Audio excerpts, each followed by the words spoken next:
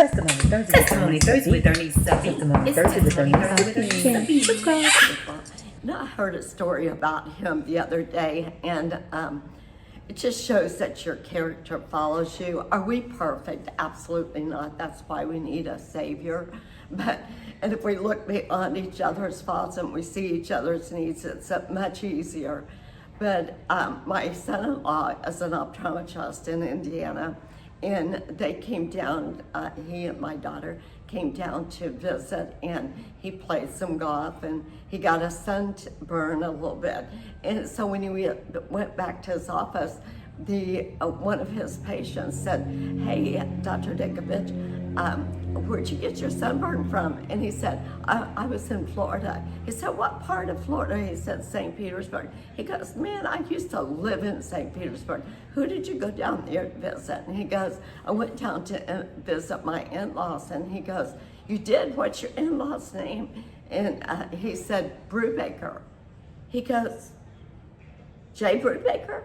The police officer, Jay Brubaker?" He said, "Yes, he's my father-in-law." He said, "Let me tell you about Jay Brubaker." He said, "He had to arrest me one time for something that I did wrong, but I want to tell you what he did that has never left me." He said, on his way to taking me to be incarcerated, he prayed with me, and that prayer changed my life. Did you know that my husband didn't even know that made that big of an impact on him?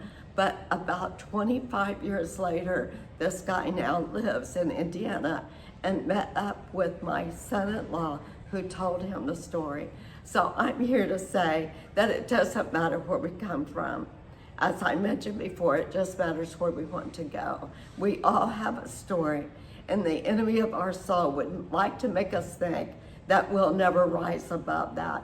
But that's wrong. God has a plan for each one of our lives. We walk different paths, different areas, but God will open doors for us that no man can open and make a way where there seems to be none. So I want to encourage our viewers to know that what you do daily does make an impact on people, just like it did that young man. Oh, thank you so much for sharing that. And your children, you mentioned children. So from your first marriage, did you have children? Have 3 beautiful daughters. I am so blessed. And they're Kim, Christy, and Karen. And with my name being Karalynne, I came from a background of singers. My mother was a gospel singer, so I thought, and she had me singing with her back in the day, and I thought if I can raise my daughters to sing, then no matter who they marry, they can all have that first name that sounds alike. So they were the Singing K's. 3 beautiful girls that all are entrepreneurs, they're mothers.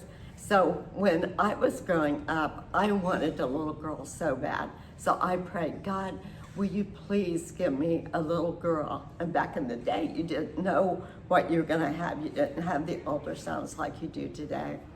And so I had a little girl, and I go, "Oh, I'm so excited. I can dress her up," because I had 3 brothers living on a farm. Dressing up a little girl was a dream.